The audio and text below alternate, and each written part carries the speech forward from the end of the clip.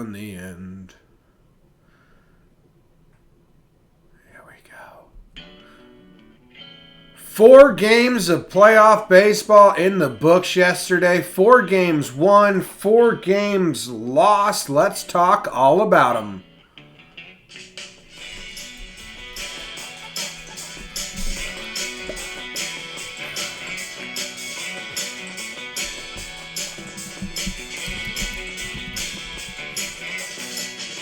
What's up, everybody? Welcome back to another episode of Talkin Baseball. It's a show. We talk baseball on it. We like baseball. We post these on YouTube. We post them on all the podcast apps. We appreciate everyone that's gotten on board, is hanging out with us each day to recap the games that were. Today's a doozy because there's 4 games yesterday, Jake.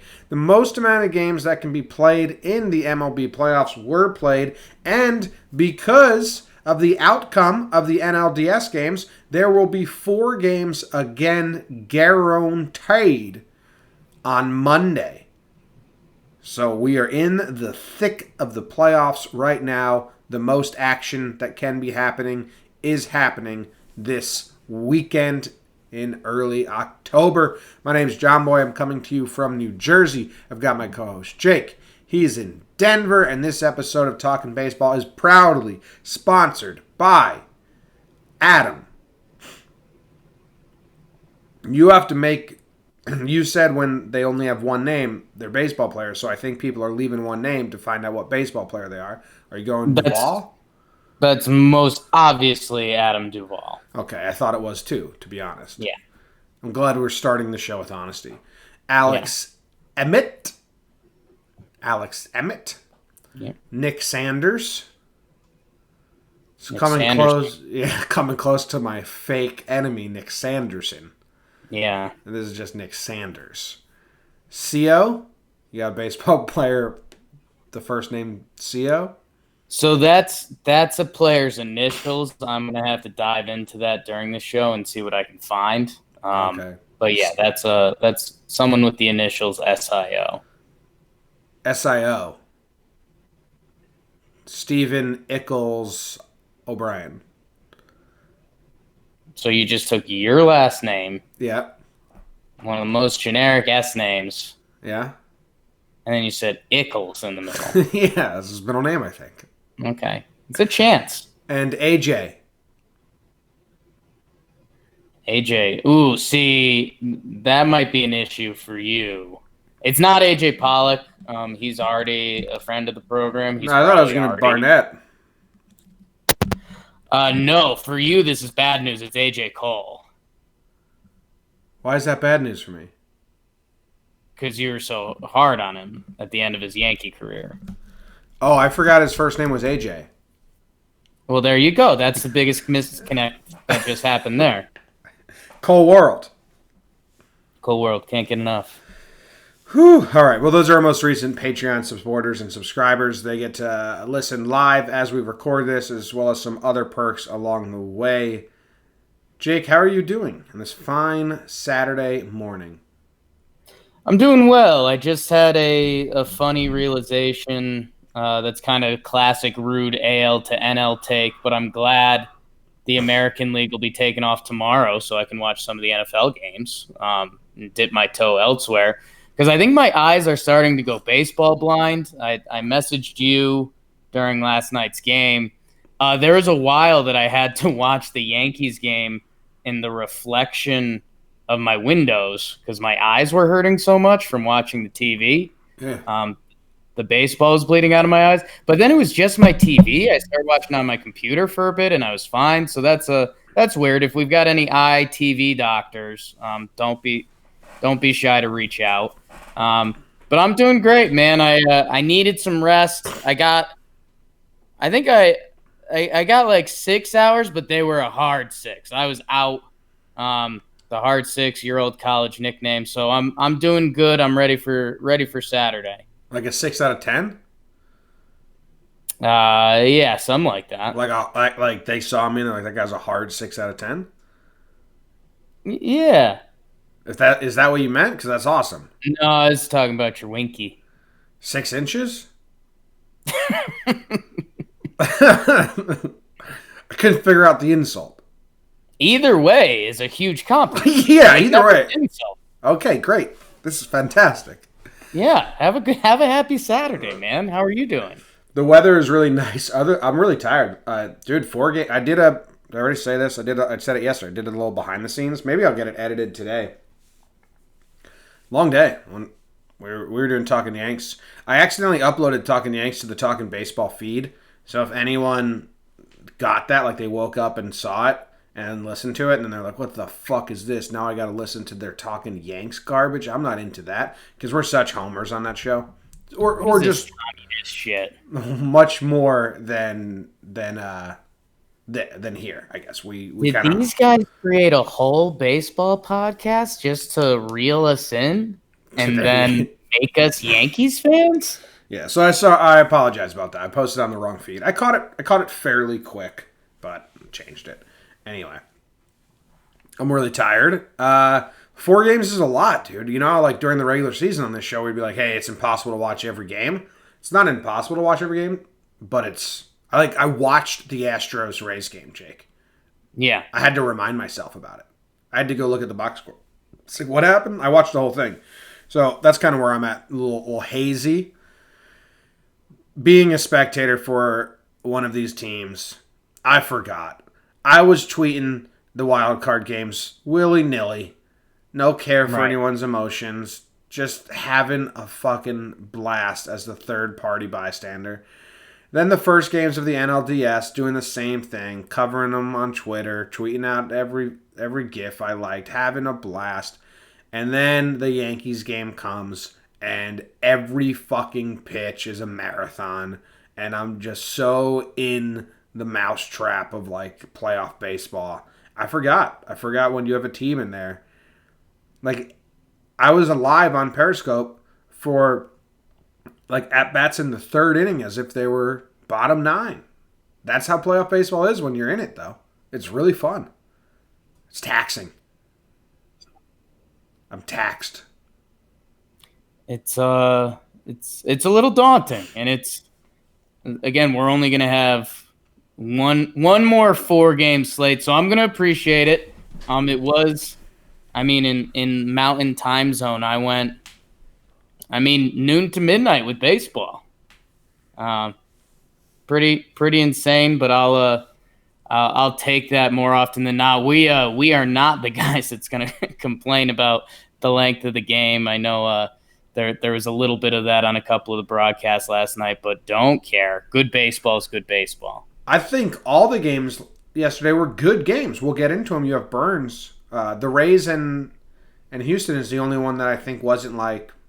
Actually, okay, the Yankees and the Twins at the end for non-Yankees fans. Yeah, both those games, the wheels came off at the end, where I think the other ones kind of rode it out. But, Tampa-Houston was a great game through 5 and should have been a better game. You want to burn it? Let's go, yeah. Here we go. Jakey Burns, Game 1, ALDS. On your mark, get set, burn!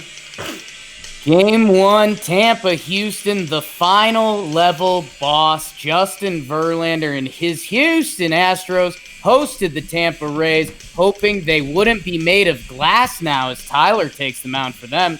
A couple power righties. Insert your own Republican joke. I don't care. Like your ugly friend in college, we're scoreless through 4 until Jose Altuve. 2-run shot into the Crawford boxes. Glass now would work out of it. Oh no, Brandon Lowe. 2 runs would score on a missed pop-up. Yikes. And you can't do that against Houston. And you especially can't do that against Justin Verlander. 7 innings pitched, 1 hit, 8 Ks. Why you mad, Tampa?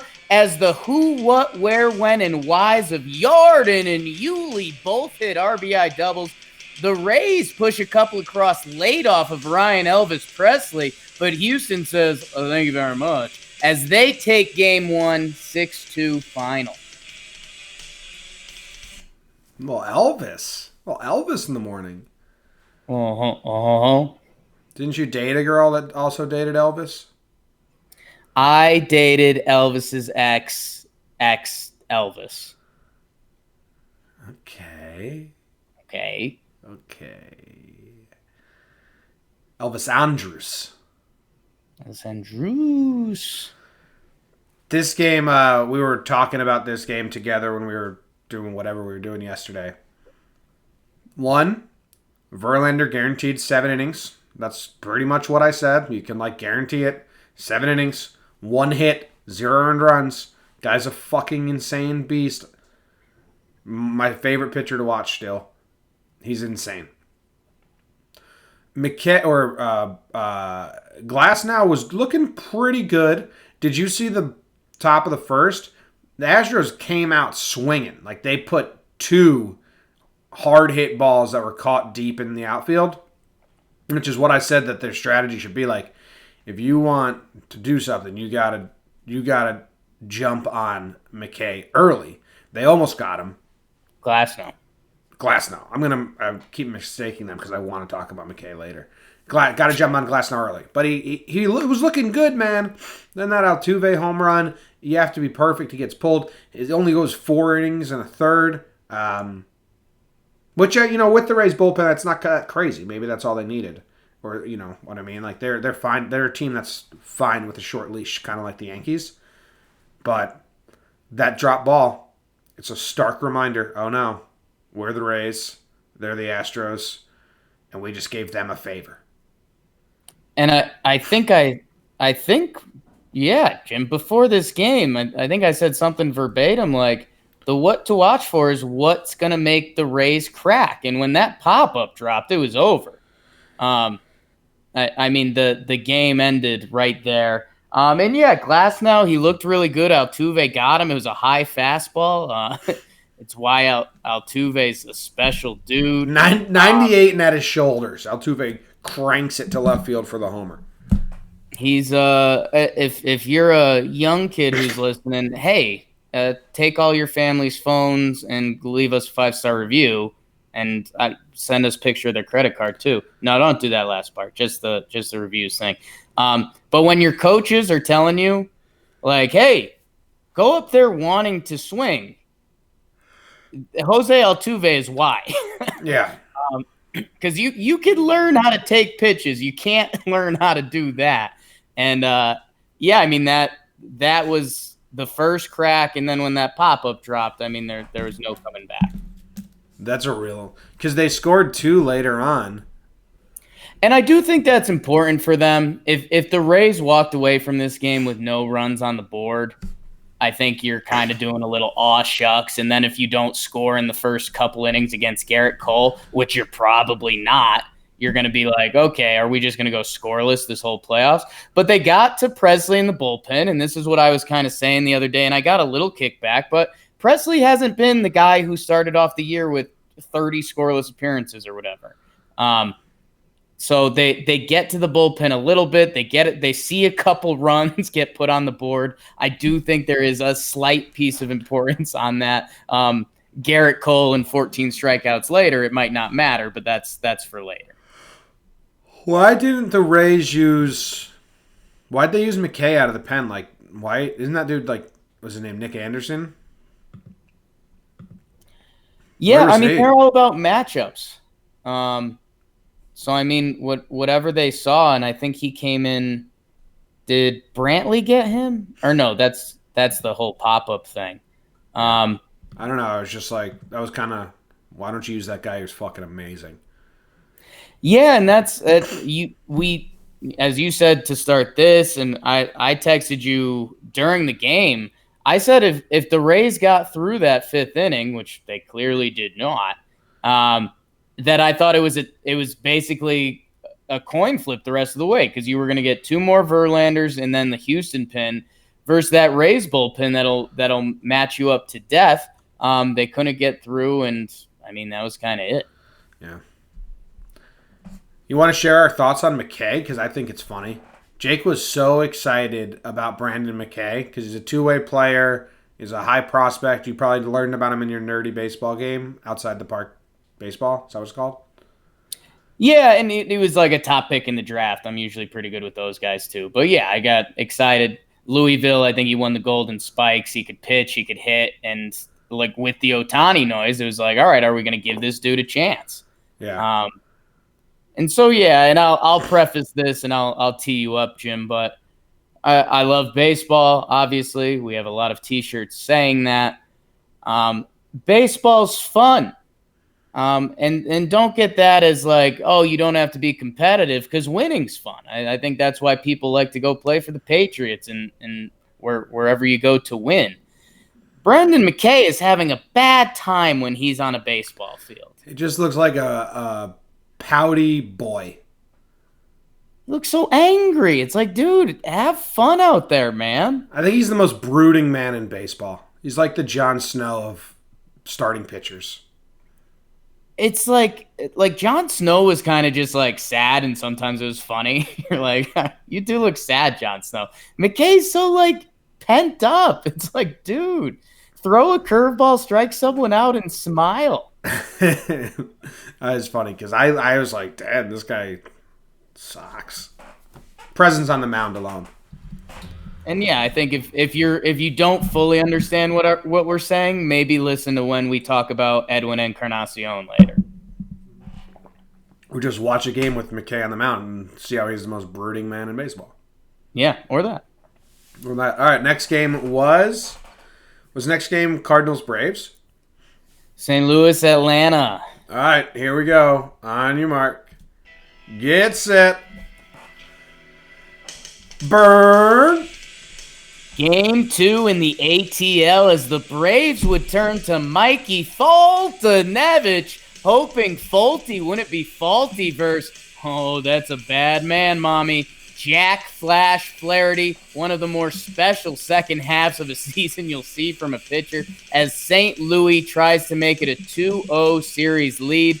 Let the rain fall down and wake my dreams. Josh Donaldson brings the rain with an RBI single in the first. They needed that. And then guess what, Jim? Folty and Flash both shoved. That JD RBI in the first was the only run until bottom seventh, and what manager Brian Snitker called the old no yeah moment. Adam Duvall does it all. 2-run pinch hit homer, hitting for Folty. Wow, it's 3-0. Melanson would shut it down by only giving up 2 hits, no runs. Atlanta bravely bounces back to win game 2 and tie up the series. Ooh. I think we said, like, you got to get if you want to get to, I say this about every rookie pitcher, if you want to get to Flaherty, you got to get to him in the first inning. It's your best chance. Glass now as well. They got one across, and that was good enough for a while. They rode Flaherty into the 7th because, I don't know. It was a classic case of it was good enough for a while, but everyone in the building knew what happened yesterday and knew that 1 run was not going to be enough. I mean, once they pushed it to 3, it turns out they did shut him out. But if you saw Melanson in the last inning, 1 run wasn't going to do it. So, yeah, I guess that would be the conversation in St. Louis a little bit is I wonder – see, I had to flip over to Yankee stuff at this point, but I wonder who was warmed up because once they pinch hit for the pitcher, obviously, like, Folty was shoving, so maybe they leave Folty in with a 1-0 lead because they want him to keep going, and the Braves bullpen is bad. So maybe if you're the Cardinals, you think, okay, well, you know, McCann got a single. He's not that fast. He's not going to score on a double even, maybe. There's 2 outs, and the pitcher's up. So clearly you leave him in if the pitcher comes up. Then they pinch hit Duvall for the pitcher. I think it's still fair to have confidence in Flaherty against Duvall. Duvall just came through. Yeah, I mean, Matt, if it was Joyce, maybe you say, okay, lefty and his splits. Jim, this is where baseball takes over. And if you want to get mad at the managers, you can. But think about what I was just saying about the Braves bullpen. They look like one of the least reliable things in this playoff. So they're pulling Folty with a 1-0 lead, and Folty just looked dominant. He was awesome. And if Duvall goes out there and then the bullpen blows it, everyone's going to be all over Snicker saying, "Oh, you should have just left Fulte in there, huh?" It's kind of one of those do or dies. He didn't know Adam Duvall was going to hit a 423-foot homer off Jack Flaherty, but he did. It's 3-0, and he looks like a genius. Yeah. And the Cards get shut out, so this series is now 1-1. So much for the fear of Flaherty. We didn't know that Fulte was going to go off. Yeah, Fulte'd been saving it, and I don't want to butcher the full story because I'm sure our Braves fans listening know it better than me, but I think he had some health stuff. He got sent down, and he just kind of wasn't right, and he started showing signs towards the end of the season. And this was huge for him because he's a guy that was supposed to be part of this Braves future going forward. He had a pretty atrocious year, and now he's kind of cemented. That's the guy they know and love in Atlanta, so good for him. And how about Fried coming out of the bullpen?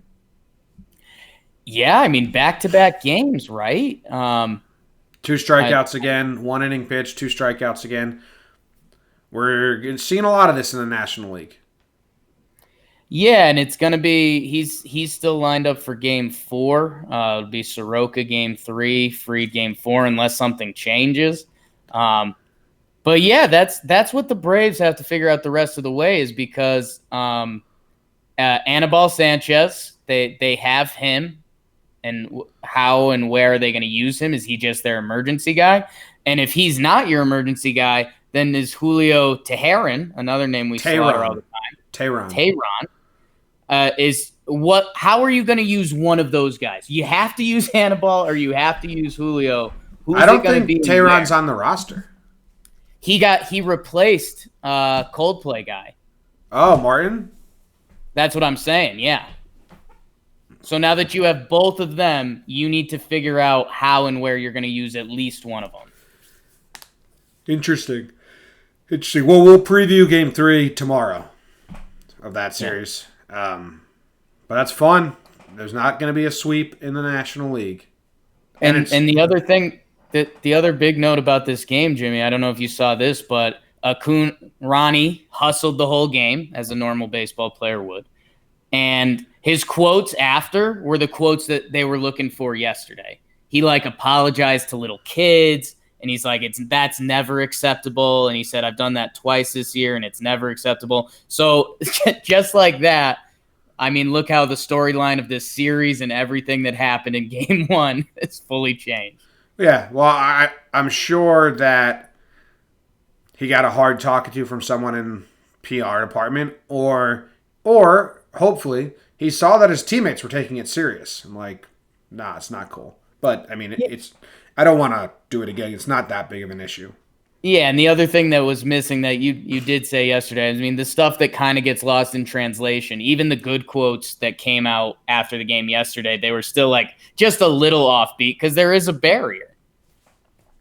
Yeah. Yeah, it's funny. I'm laughing because his translator, you'll love the way the Braves translator looks. Looks wacky. He looks like a music conductor for some Spanish orchestra. I think I have seen that guy, yeah. Yeah. He translated him with a stammer, which I don't know. Maybe the Yankees translator just cleans it up. But he I was like, dude, come on. Fix it a little. Come on, dude. Let's go to the next game, Jake, and this was ours. Yankees versus the Twinkies. Yankees. Same burn that you did on Talkin Yanks, or did you do a new one? Same burn. Let me make sure I've got it here. Yeah, I wasn't gonna rewrite another one. So if this one has too much Yankee bias, I'm sorry, but noses your poses. On your mark. Get set. Burn! Game 1 of the ALDS is the Minnesota Twinkies were hosted by the 27-time world champion New York Yankees. How about some syrup on your pancakes on a nice autumnal day? James Paxton, the Big Maple versus Jose Twigs and Barrios as Minnesota tries to gather a win in the Boogie Down. Like pre-gaming when your buddies aren't home, how about a couple solo shots? Jorge Placido Polanco and Nelson cruises one out. a pair of runs for the Twins. Bottom three, show me your bird. Edwin's back, RBI double. Baby, baby, baby, oh. 2 runs score with a little help from the air from C.J. Cron. 3-2 Yanks. Minnesota would tie it up in the 5th, but they pulled a Lee Corso not so fast, my friend. Happy College Football Saturday. You gotta see the baby. The Venezuelan Victor Gracias de Caracas. 2 RBI double for the kid Gleyber Torres. 5-3 Yanks. But you know the Twins aren't just going to roll over as Miguel goes yard. But at 5-4, the Bombers would open up the floodgates. Go DJ, DJ. LeMahieu bomb. Red Solo Cup. Hey, I'll fill you up. It's a Garden party. He goes solo job. A bomb from Brett Gardner. 7-4, then like punching your address into your Tesla. Let the machine bring you home. La Machina, DJ LeMahieu, bases clearing double. Another hit. The pitching goes Paxton to Vino to Canely to the Goose. Chad Green to Britton to Happer. Hello to Chappie. Pinstripes take game 1, 10-4 final. It's a long one. I still like that burn a lot. As a Yankee fan, I got a lot of good stuff in there. Second time hearing it. A lot of good stuff, Jake. So, there's a lot of tidbits. Yeah, I don't normally do the pitchers at the end for the other burns, but and I had to clarify the Goose being Chad Green. Yeah. Well, he is the Goose. He is the Goose, though. So now you know. So what do national baseball fans or third-party fans need to know? 2 home run hitting teams. I think there was a lot of home runs hit. There's 4. Polanco, Cruz, Sano, LeMahieu, and Gardy. So there's 5. 5 home runs hit. All solo shots. The Yankees had guys on base every inning. I think every inning but one, they had guys on base. A lot of traffic. They scored 10 runs. They left 7 on base, which is good. I mean, good for the Yankees.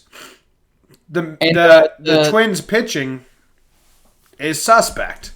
And I know everyone likes to think that about the Yankees pitching. The Yankees bullpen's good. Paxton wasn't amazing in any regard. There wasn't anything you'd write home or show highlights of. But he gutted out 4 2/3. All solo shots.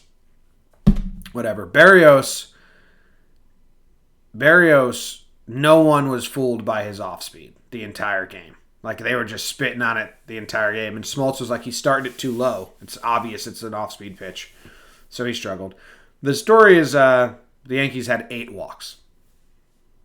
Yeah. And it's the whole Savages in the Box rant that my friend on the other end of the mic brought to the world. They control the zone. It's been their motto all season since spring training. 8 walks, and there was only one of the walks was a guy that came out of the Twins bullpen that was clearly overmatched in his first playoff outing. The rest of them were good walks. Giancarlo Stanton was spitting on pitches. He had 3 walks. Judge had some great at bats.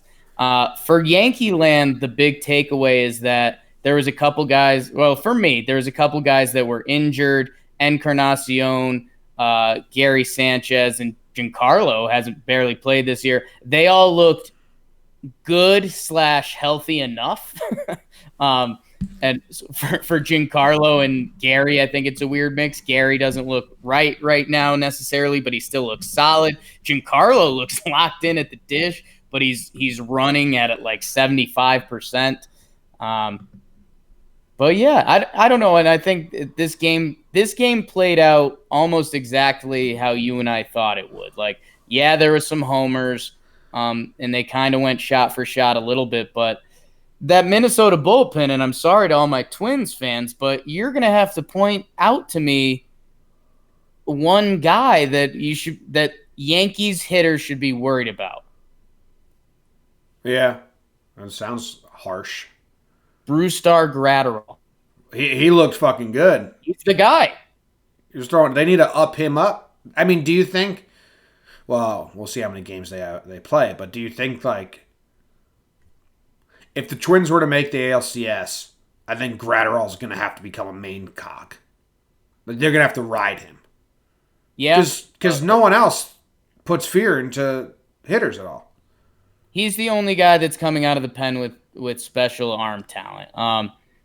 We only saw one of the killer T's yesterday, as I labeled them. I think he was the only. He was the only Twins pitcher that didn't give up a run. Yeah, and Gratterall. So we didn't necessarily see the Twins' best guys, and it did open up a little more. Kyle Gibson's had a horrible year. Stashik got knocked around. Maybe Taylor Rogers and Brewstar figures it out, and that changes the storyline. The Yankees kind of Yankees the Twins last night. Hopefully it'll happen again tonight. We'll preview that in a little bit, but we got one more game to burn, and this one was a little bit of a doozy. The National League has been giving us good games. Jake, are you ready? I am ready. Take us to L.A. Bach. Here's it. Stephen A. Strasburg and the Nats trying to break serve versus the Dodgers, and Clayton Bigsby Kershaw as they try not to crack in Hollywood. But top one, Howie Mandel Kendrick deals out an RBI single, 1-0 Natitude. Top two, the Nats are eaten as Adam hits an RBI single, followed by Carmelo Anthony Rendon shooting a deep contested two. His double scores Eaton, and it's 3-0 Expos. Justin the Wildling Turner turns things north for the Dodgers with a sac fly in the sixth. Only run they'd get off Strasburg. 6 innings pitched, 10 Ks dominant. But oh boy, here comes the Nats pen. Doolittle does just that as Max Muncy pimp jobs one. 1-run game as Drupal Cabrera with the big Geico insurance run. The Natitudes show fortitude as the score is 4-2. But as the Joker said, you always need an ace in the hole. And out of the bullpen comes their defender of the night. Max Scherzer strikes out the side in the eighth, calling him Michael Orr for how he blindsided the Dodgers. Daniel Hudson does some yoga on the mound as he bends but doesn't break. Huge strikeout of Seager to end it. Nats head back to the Capitol happy. 4-2 win. Series tied. Ooh. The Dodgers had the bases loaded in the ninth, ready to break it open, but Hudson came through and struck out Seager. Yeah, Corey Seager puts a ball in the gap that burns a lot different. Oh yeah, this was a good game, and Scherzer out of the pen is a fun storyline. Feel bad for Kershaw because did you see? We were watching the Yankees game when this game started, but I went back and it's pretty brutal, man. Yeah. A hit by pitch in the first, a hit by pitch in the second, and then the first inning is pretty sad because it's double by Trey Turner. Then the first out you get, they gave you an out because they wanted to move him over. Then you hit Soto. Kendrick gets a hit. Ryan Zimmerman pops out, and then Suzuki's out. There's 9 impressive outs there. Yeah, it's playoff Kershaw, and it's a debate because he ends up having a quality start, but in the playoffs, is it? Especially when you give up the runs early like that, and the Nats were 3-0 and in control. Obviously, the story would have changed if the Dodgers put up a 7 spot, but they didn't because Strasburg's dirty. This has kind of been the story of playoff Kershaw. It's not bad, but it wasn't good enough. And that hit by pitch on Soto, you could see you could almost see the demons come back into his body. He's like, "Are you fucking kidding me? I just hit him with that." So that was tough for them. Strasburg, man, I don't know if you've seen these stats circling yet, but technically, in 4 games started, he has the lowest playoff. Oh, don't. Ever. Yeah. Don't. I can't believe you brought that up. I'm in on Strasburg, man. I like Strasburg. Don't give me in minimum 4 games. Who the fuck cares about that stat? Hey, I care for those 4 games, baby. That's Jakey's butter knives right there. They're stats. That's I all saw you can't MLB. let them hurt them. That's stupid. Minimum 4 games. Okay. Thanks for sharing. They're the stats. They're irrelevant. You think Dodgers fans are getting a little worried or bummed out about Bellinger? Doesn't have a hit yet. Interesting. Are they bummed out about Bellinger? I'd say no. I mean, you saw it was Corbin game 1. Corbin's got a wipeout slider. When he figured it out, he figured it out. And Strasburg, I mean, like you just said, he's the best playoff starting pitcher ever. So I don't think you can necessarily hold Cody at bay. He needs to do something in Washington, though. He needs to get a hit. Someone in the chat said I'm salty. Strasburg is amazing. I don't care about fucking Strasburg. It's just dumb to say minimum 4 starts. Nothing against the player. Yeah. Can you give me minimum 1 start? Let's celebrate that guy. Okay, yeah, best playoff start ever. I'd love to celebrate that guy. He deserves it. Don Larson. I think he's had more than that, though. No, we're just doing minimum 1 game. Right, but it's like career stats. What's that? Yeah, I mean, they're technically 2 different things, but I see what you're doing. Bellinger needs to get a hit. A big hit. With how bad he was in the postseason last year, and he's hitless. 8 plate appearances, 0 hits. Yeah. I'm telling you, yesterday. He's the MVP, Jake. He currently has hitless, and he had the worst playoffs ever last year. I'm telling you, I think Dodgers fans are a bit on edge. Like they need a big hit. I think you're a little too far. I mean, yeah, you obviously want that out of that guy, but he got on base twice in the first game. He got walked, and then he like you in the salty chat is telling you, he faced the best playoff starter ever. So he needs to do something in DC for sure. His career postseason on base percentage is now .227. It's not good. 33 games. Yeah, it's not good. Yeah, the other thing from this game, the catch Rendon made in the 9th. Did you see that? Yeah, it was pretty nuts. That could have also changed the burn significantly if he doesn't catch that ball. And then this is just kind of a fun fact. Well, and I don't know if you want to dive into this a little bit, but Scherzer comes out of the pen. He strikes out the side in the 8th inning, and it was the first time a Nationals pitcher had struck out the side in the 8th inning since June when Max Scherzer did it in a game he started. That's fucking crazy. So that's pretty cool. That's Jake. You didn't actually research that. That was on either after the game on TBS or one of them, but still pretty crazy. Dave Roberts, and again, if this Dodgers ship starts going downhill fast, Disco Dave's out of town. He's straight up said, he's like, oh yeah, we didn't think they'd use Strasburg. It's like, whoa, man. I mean, think about it for more than a second. Yeah. What changes though? Like they would prep for Strasburg. I mean, you maybe manage the game differently. You maybe manage the game a little more differently, thinking that instead of, hey, we're going to have 3 innings at this terrible bullpen, instead of we're going to have 2 innings at this terrible bullpen and won by arguably the best pitcher in baseball. We were a little surprised they didn't just go Scherzer for 2. They brought Hudson out. And we were a little close to being correct. Hudson loaded them up. And again, the burn would be different. This whole podcast would be different if Corey Seager gets one, which he almost did. There's 7 straight high and away fastballs that he had a chance to put the barrel on. Hudson does get him with a nice inside back foot slider. But yeah, and if you're going to use Scherzer there, which clearly they made a conscious decision before the game. It's not like, hey, Max, what do you want to run out there, bud? No, like they came into this knowing they were going to use Scherzer. And man, if Hudson blew that game, a 2-run game, and you did burn 14 bullets out of Scherzer, I mean, that would have been an awful look. Yeah, that's true.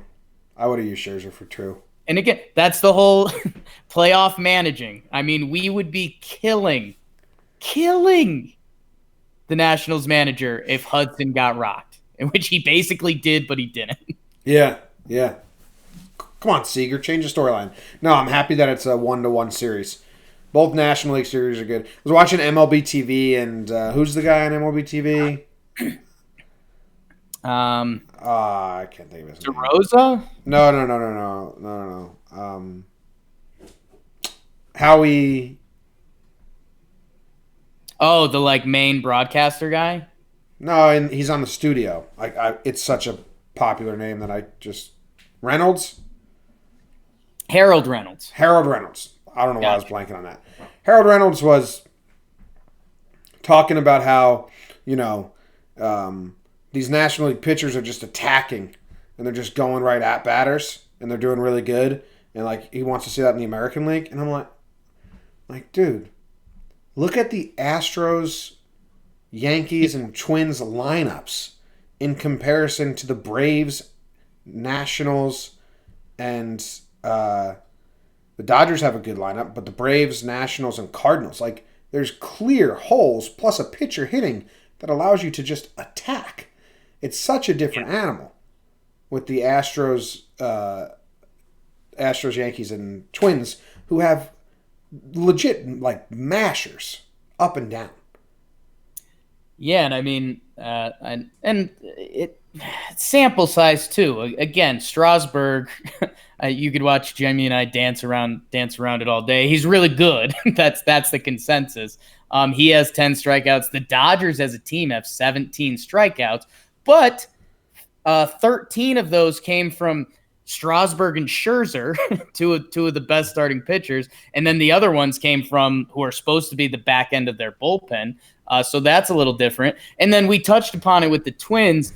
The Twins clearly came in yesterday let's get ahead, which they did a lot, but they weren't going to give the Yankees anything. They wanted the Yankees to get themselves out, and they refused. 8 walks. It was not necessarily the prettiest baseball, but if you like a good at bat, the Yankees were just saying no. If you're going to be off the plate or in the dirt, we're not offering.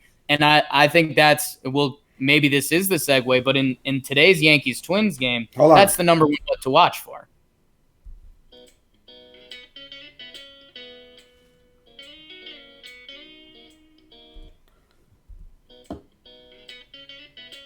For anyone watching behind the scenes, we have an ad agency that sometimes put ads in for us. Anyway. All right. Let's preview these games coming up, which you segued us into. We have the 2 American League series. The first game of the night is the Yankees at the Twins. Yankees have Tanaka going, who we have blind faith in the postseason. He's been nothing but... Yeah, do we have to preface this whole thing? No, I'll tone it down. We have blind faith in Tanaka. Does he have rough games? Sometimes he's a bit of a coin flip? Sure. He's always brought it in the postseason, so hopefully he does again for me as a Yankees fan. The Twins apparently had Odorizzi warming up and then scratched him, put him on game 3, and have Dobnak pitching game 2.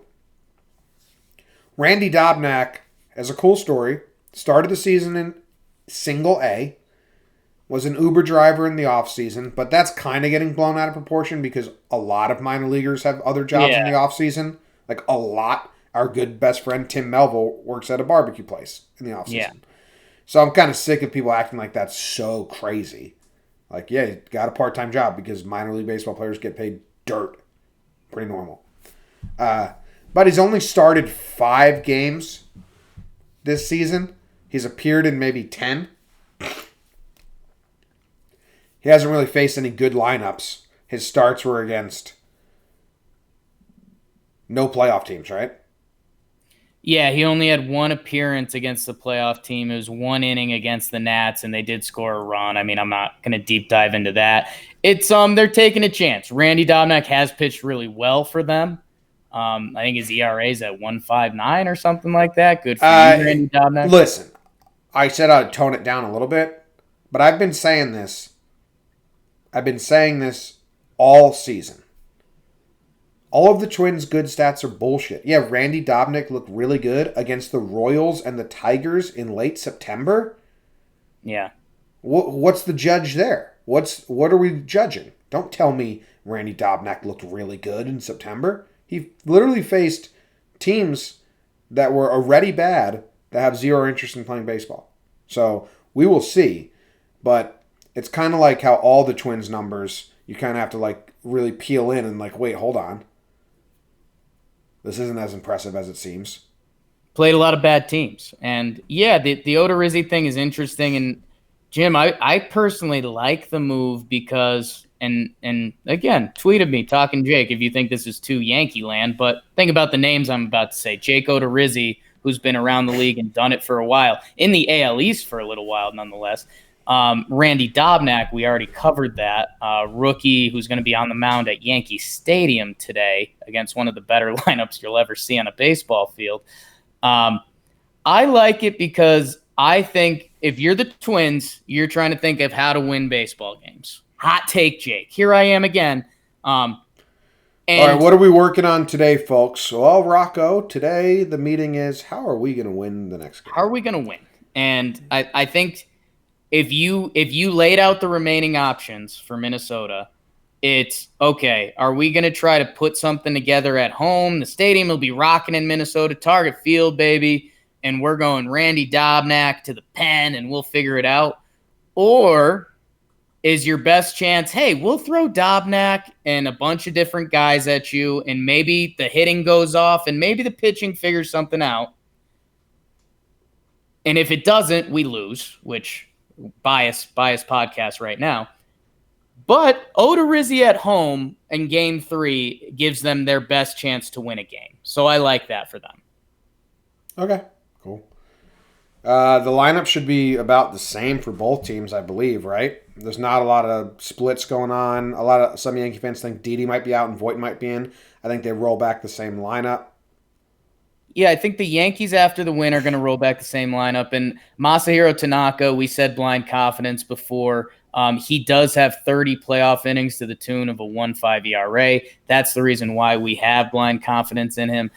For the Twins, Jim, you might see a little bit of platoon stuff.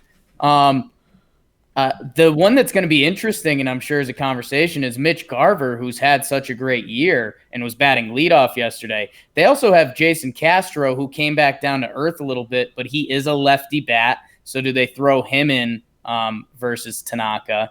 I think that's really the only conversation because the lineup didn't fully do their job. It was all solo homers. But, I mean, the Twins' bats are there. If there's runners on base, you need to be worried about these Twins. Yeah, I was trying to find something. Randy Dobnak, Jake. Yes. The other thing, so like I'm too confident and it might come crashing down on me, or it may not. Sure. That's the gamble of life. He pitches to contact. Right. Against the Yankees. Yeah. In the postseason. Pitching the contact to the Royals in September might work out. You can see how scared of contact the Twins were yesterday. 8 walks. So we'll see. Maybe we'll be punching ourselves in the faces and it'll be frustrating as all hell. And you know how impactful a double play ball is in the playoffs. And I think the only other thing for the Twins is maybe they try to get Jonathan Schoop in the lineup somewhere because he's a righty. Or excuse me, no, they won't try to get Schoop in there. I was thinking about yesterday's game. I don't know. Randy Dobnak, you're gonna have to prove us wrong, dude. Well, it'd be a big time hero. It'd be a big story. So I don't think we're that out of line with this because if Randy Dobnak deals against the Yankees for even 5 innings of like one hit ball, that's a huge story. Like that's going to be like Randy Dobnak came out of nowhere and beat the Yankees. Like, you know what I mean? Well, no, I think that would be the counter. I think if our Twins fans are listening, they'd say, "Hey, Dobnak was good, man. He's got really good numbers. We're expecting him to be good today." Yeah, but yeah. And then if he was, they'd say, "Hey, you guys Yankee fan jerks. Randy Dobnak's a stud." I've been hard on the Twins way before I knew we were going to play them in the postseason. They won. Beat good teams, and I won't be hard at you. They had, for anyone that's listening for the first time, Twins had the most amount of games against teams under 500. They had the least amount of games against teams over 500. And they had a losing record to the teams that were over 500. And they're only team in the playoffs to have a losing record against teams over 500 because they play in the worst division in all of baseball. Yeah. 3 teams actively trying to not win games. So that's my day one stance has been this Twins team is going to need to prove me wrong. And I didn't know they were going to be playing the Yankees. So yeah, it's not a Yankee thing.